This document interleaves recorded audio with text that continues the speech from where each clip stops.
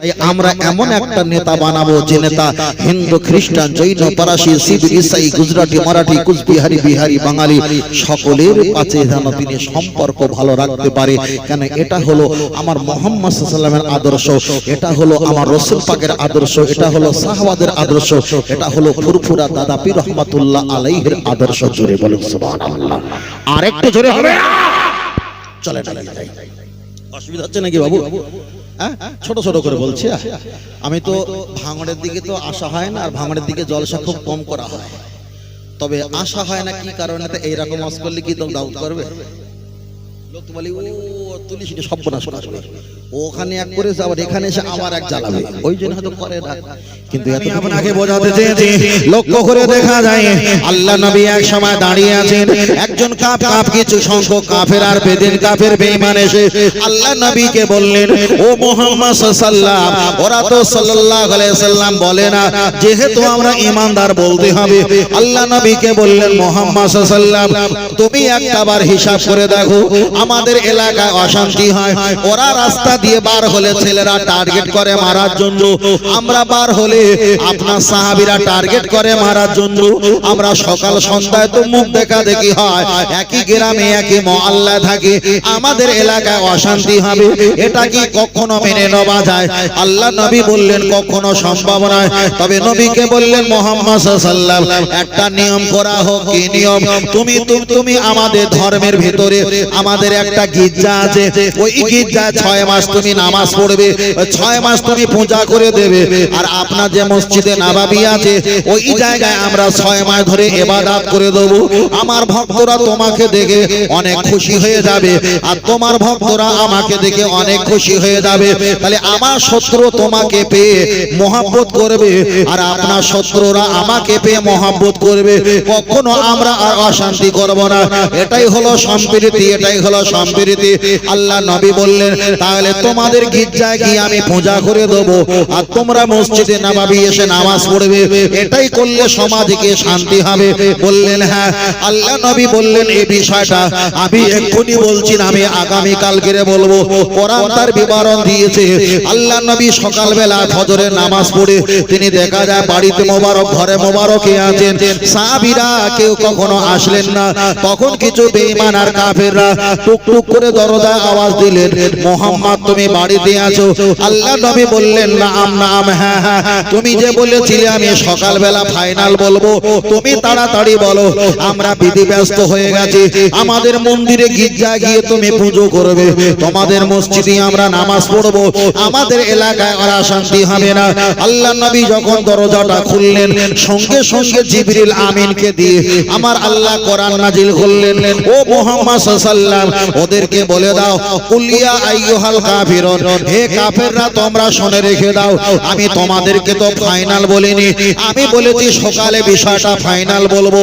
আল্লাহর কোরআন দিয়ে বললেন, কুলিয়া আইয়ুহাল কাফিরুন, হে কাফেররা শুনে রেখে দাও, লা আ'বুদু মা তা'বুদুন ওয়ালা আনতুম আ'বিদুনা মা আ'বুদ, তবে তোমরা যে আমার গির্জা আর মন্দিরে পূজা করতে বলেছো, কিন্তু তোমরা যে সৃষ্টিকর্তার নামে পূজা করো, আমি তো সেই সৃষ্টিকর্তার নামে পূজা করব না।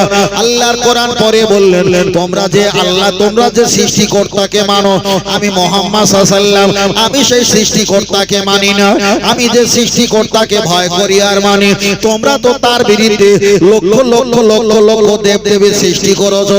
আল্লাহর কোরআন পরে বললেন, লাকুম দীনুকুম ওয়ালিয়াদ্দিন, ও কাফেররা জেনে রেখে দাও, তোমার ধর্ম তোমার কাছে থাক, আমার ধর্ম আমার কাছে থাক, আমরা কোনো ব্যক্তি ধর্মের ব্যাপারে বাড়াবাড়ি করব না। এটাই ছিল আমার আল্লাহর কোরআনের আইন, এটাই ছিল নবী পাকের সিদ্ধান্ত। ও আমার চালতা বেড়িয়া সোনার মানিকেরা, তাহলে আল্লাহ নবীর কাছে ওই জামানার বেঈমান কাফেররা বড় একটা দল নিয়ে, একটা রাজনৈতিক মহল পতাকা, আবু জাহেলের পতাকা নিয়ে নবীর দরবারে গিয়ে বললেন, ও মুহাম্মদ সাল্লাল্লাহু আলাইহি ওয়াসাল্লাম, তুমি আমাদের গির্জায় আসবে, আমরা তোমার মসজিদে যাব, আমাদের এলাকায় সম্প্রীতি বজায় থাকবে।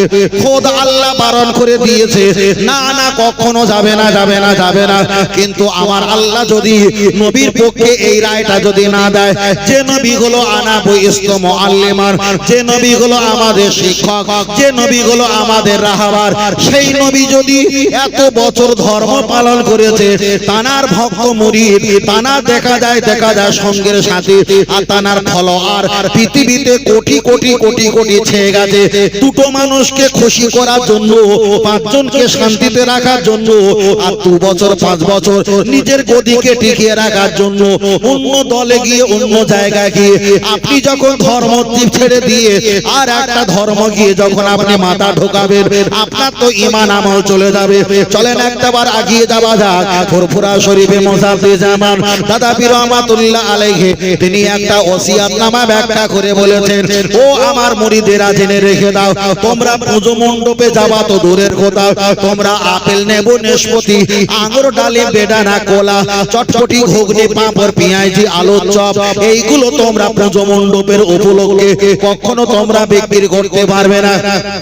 ফুরফুরা দাদা পীর রহমাতুল্লাহ আলাইহি পুজো মণ্ডপে যাবা তো দূরের কথা, পুজো উপলক্ষে আতা, পেয়ারা, সবেদা, নাশপাতি, ডালিম, আঙুর এইগুলো বিক্রি করা দাদা হুজুর পীর কেবলা সম্পূর্ণ নিষেধ আর হারাম করে দিয়েছেন। তাই আমি আপনাকে বোঝাতে চেয়েছি, পুজোর অফারে মোবাইল কেনা চলবে না, পুজোর অফারে গাড়ি কেনা চলবে না, পুজোর অফারে শাড়ি কেনা চলবে না, পুজোর অফারে কোনো জিনিস গিফট কেনা চলবে না। কেন? আমার আল্লাহর কোরআন বললেন, ওদের ধর্ম ওদের কাছে, তোমার ধর্ম তোমার কাছে। একটাবার আগিয়ে চলে যাওয়া যাক। লক্ষ্য করে দেখা যায়, আপনার বাপকে আপনি আপেল খাওয়াচ্ছেন, আপনার আব্বাকে আপনি আঙুর খাওয়াচ্ছেন, আর আপনার বাপের যিনি শত্রু, তিনি যদি তরোয়ালটা নিয়ে আপনার বাপকে যদি মারতে আসে, আপনার আব্বা যদি বলে, ছেলে তুমি আমার আপেল খাবিও না, আমার শত্রু মারতে আসছে, তুমি আমাকে ঠেকাও। আমি যদি বলি, আব্বা আপেল খাও, আপেল খাও, যে মারে মারুক আমার যায় আসে না। তাহলে একজন ব্যক্তি আমাকে মারতে আসবে, আমি সন্তানের হাতের আপেল খাবো, তাই কখনো হতে পারে না। তাই আমি আপনাকে একটাবার বোঝাতে চেয়েছি, আল্লাহ নবী এক সময় বসে আছেন, একজন সাহাবী এসে আল্লাহ নবীকে বললেন, ইয়া রাসূলুল্লাহ, আমার খাজুরের বাগান আছে, আর খাজুরের বাগানগুলো অনেক, আমার ভাই বেরাদার আমরা কম আছি, কিন্তু আমার খাজুরের বাগান, জমি জায়গা, একজন ব্যক্তি তাদের দলে অনেক লোক আছে, জোর করে ফেলাক মারে, আর জোর করে তারা সম্পত্তি লণ্ঠন করে নেয়, জোর করে আত্মসাৎ করে নেয়, জোর করে খাজুরের বাগানগুলো তারা ভোগ দখল করে। হুজুর আপনি বলেন, আমি তো একা, ওরা হলো অনেক, আমি কি করব? তাফসীর কারকেরা ব্যাখ্যা করে বলেছেন, আল্লাহ নবী জবাব দিয়ে বললেন, তুমি ওদের সঙ্গে ধস্তাধস্তি করো, ওদের সঙ্গে তুমি ঠেলাঠেলি করো। হুজুর ওরা হলো হাজার, আমি হলাম একা, আমি তো ওদের সঙ্গে পারবো না। আল্লাহ নবী পরে বললেন, তুমি যদি না পারো, তোমার সম্পত্তি ওরা যদি জোর করে ছিনিয়ে নেয়, শক্তির বহালে, টাকার বহালে, তুমি ওদের সঙ্গে ধস্তাধস্তি যদি করতে না পারো, তবে ওদের সঙ্গে তুমি যুদ্ধ করা শুরু করো। হুজুর যুদ্ধ করলে আমি তো ওদের সঙ্গে পারবো না। আল্লাহ নবী পরে বললেন, তুমি যদি যুদ্ধ করে জিতে যাও, ইসলামের মর্যাদা বেড়ে যাবে, আর তুমি যদি যুদ্ধ করতে গিয়ে যদি শহীদ হয়ে যাও, তোমার খাজুরের বাগান, তোমার জমি জায়গা, সম্পদ, এই হিসাবের জন্য, রক্ষণাবেক্ষণের জন্য বেঈমান কাফেরের সঙ্গে যুদ্ধ করতে গিয়ে যদি মারা যাও, আল্লাহ তোমাকে শহীদের মর্যাদা দান করে দেবেন। জোরে বলেন সুবহানাল্লাহ। ও বাবাজিরা, এখান থেকে শিক্ষা নিতে হবে, নবী সাহাবার জমি জায়গা, দেখা যায় খাজুরের বাগান ইহুদিরা যদি দখল করে নেয়, নবী তার সঙ্গে যুদ্ধ করতে বলেছে, যুদ্ধতে হেরে গেলে নবী বলেছেন তুমি শহীদ হয়ে যাবে, যুদ্ধতে জিতে গেলে তোমার ইসলামের মর্যাদা বেড়ে যাবে। একদিকে আমাদের মাদ্রাসা ওরা পাঁচিল দিয়ে দখল করে নিয়েছে, একদিকে মসজিদ ওরা দখল করে নিয়েছে, একদিকে খানকা দখল করে নিয়েছে, একদিকে বড় বড় ইউনিভার্সিটি, ইসলামিক মাদ্রাসা, কলেজ, সেগুলো দখল করে নিয়েছে। আপনি যদি তাদের বিরুদ্ধে যুদ্ধ করে জিতে যাও, ইসলামের মর্যাদা বেড়ে যাবে, আর আপনি যদি যুদ্ধ করতে গিয়ে মারা যাও, আমার আল্লাহ শহীদের মর্যাদা দান করে দেবে। আর একটু জোরে হবে না? এখানে প্রমাণ হয়ে গেল কেউ যদি নিজের সম্পদ যদি জোর করে নেয়, এই মশলাটা সকলের জন্য। আপনার চাচা যদি ভাইপোর সম্পত্তি জোর করে ছিনিয়ে নেয়, কত রাসূল বলেছে চাচার সঙ্গে যুদ্ধ করো। তখন বলবে হুজুর এই হাদিসটা কখনো শুনিনি। বাবা এই হাদিস শুনবে কি হুজুর ওয়াজ করবে না গজল বলবে? কথা বোঝাতে পারিনি? হুজুর ওয়াজ করবে না গজল বলবে? হুজুর তো চারটে গজল বললো, ছেলেরা সুবহানাল্লাহ বললো, বলে ওই হুজুরে ফের আরেক বছর লিখে দে। ভাই আমার সঙ্গে, আমার কথার সঙ্গে, আমার ভাষার সঙ্গে সকলের হয়তো মিল হবে না, তাই আমি এতটুকু বোঝাতে চেয়েছি একটাই কথা, যদি নিজের চাচা যদি ভাইপোর সম্পত্তি বেদখল জোর জবরদস্তি করে যদি আত্মসাৎ করে, তার সঙ্গে যুদ্ধ করতে হবে, তার সঙ্গে ঝামেলা করতে হবে। তার কারণ খোদ রাসূল বলেছে, তুমি যদি সম্পদ যদি ছেড়ে দাও, তোমার প্রজন্মিত ছেলে আল আওলাদকে অন্ধকার রেখে করে দেবে, অন্ধকার করে চলে গেলে। তাহলে এখানে প্রমাণ হয়ে যায় যুদ্ধ করতে হবে, ধস্তাধস্তি করতে হবে। সেখানে যদি না পারো, মান রাই মিনকুম মুনকারান, প্রথমে হাত দিয়ে চালিয়ে দাও। যদি না হয় ফাইলাম ইয়াস্তাতি ভাবি লিসানি, তোমার একটা মুখ ওদের 10টা মুখ পারবে না।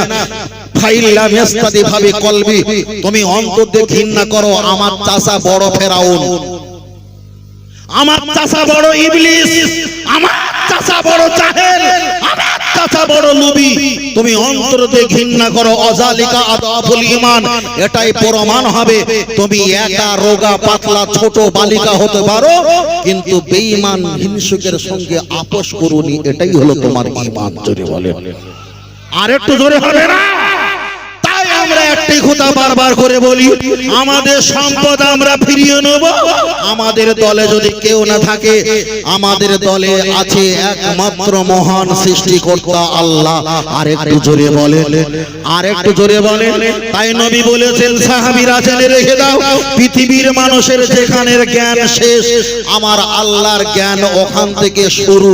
আর একটু জোরে বলেন, এটা তাকবীর দান, নারে তাকবীর। আর একটু জোরে বলেন, নারে তাকবীর।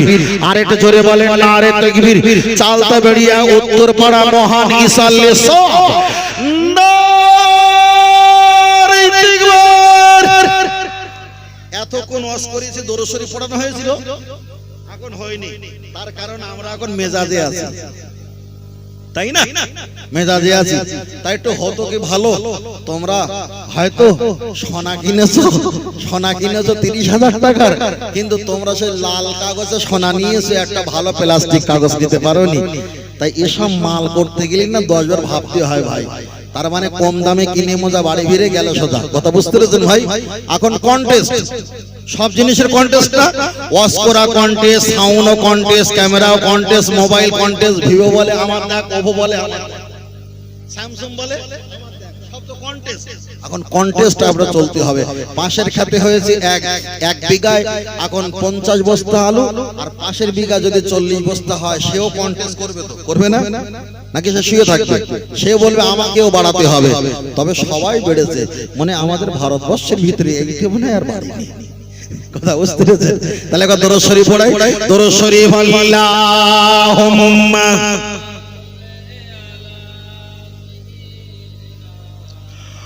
ওয়া আলা আলি সাইয়্যিদিনা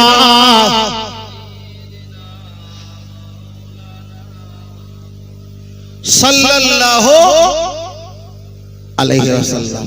বলেন সাল্লাল্লাহু আলাইহি ওয়া সাল্লাম। ফের একটু ছোট করে বলি, আল্লাহর নবী যখন মদিনা শরীফ থেকে, মক্কা শরীফ থেকে যখন মদিনা শরীফে হিজরত করেছিল, এই ওয়াজটা শুনেছেন কি না আমার সন্দেহ হচ্ছে, যদি শুনে থাকেন তাহলে খুব ভালো। তবে একদম চটি আরবি কিতাব তো, মানে পাওয়া যায় না। মক্কা শরীফ থেকে মদিনা শরীফে রাসূল যখন হিজরত করেছিল, আবু লাহাবের মেয়ে, তার নাম ছিল দুররা। আমরা নাম শুনেছি উতবা উতাইবা, নাম শুনেছি না? উতবা উতাইবা, ও 40 বছর আপনি শুনবেন। আবু লাহাবের একটা মেয়ে ছিল, মেয়েটার নাম ছিল দুররা। মক্কা শরীফ থেকে হেঁটে হেঁটে হেঁটে হেঁটে রাসূল যে মসজিদে নববীতে বসে আছে ওখান থেকে চলে এসেছে, সেখানে এসে হাজির। সাহাবারা বলল, ও আবু লাহাবের মেয়ে দুররা, তোমার বাপ জ্বালিয়েছে, তোমার মা জ্বালিয়েছে, তোমার ভাই জ্বালিয়েছে, তুমি কি আবার এখানে খবর পেয়ে খবর লাগিয়ে তুমি পিয়নগিরি করে জ্বালাতে এসছো? তখন বললেন, না, আমি দুররা, আমার বাপ কাফের হতে পারে, মা কাফের হতে পারে, ভাই কাফের হতে পারে, কিন্তু আমি কাফেরের ঘরের মেয়ে হয়ে মুহাম্মদ সাল্লাল্লাহু আলাইহি ওয়াসাল্লামের নামে কলেমা পড়েছি, তাই মন টেনেছে একটু দেখার জন্য মদিনায় হিজরত করেছি। জোরে বলে, আর একটু জোরে হবে না? আর একটু জোরে হবে না? ঠিক তদ্রূপ নেতার মতো যদি নেতা হয়, সাইকেলে বাইকে এক থানা থেকে আর একটা থানা পর্যন্ত ওভারটেক করে হিজরত করে নেতার মতো নেতাকে দেখতে যায় না, যায় না? যে তোমাকে তো ওই জায়গা থেকে তাড়িয়ে দিয়েছিল, তোমাকে তো এই করেছিল, ওই করেছিল, কষ্ট দিয়েছিল, তোমাকে পথ আটকেছিল, সবাই তোমার দিয়েছে, আমার গ্রামে দিয়েছে, কিন্তু কাফেরের ভিতরে, বেঈমানের বংশের পরিবারের ভিতরে আমি কিন্তু সেরকম নয়, আমি এসেছি আপনাকে দেখতে।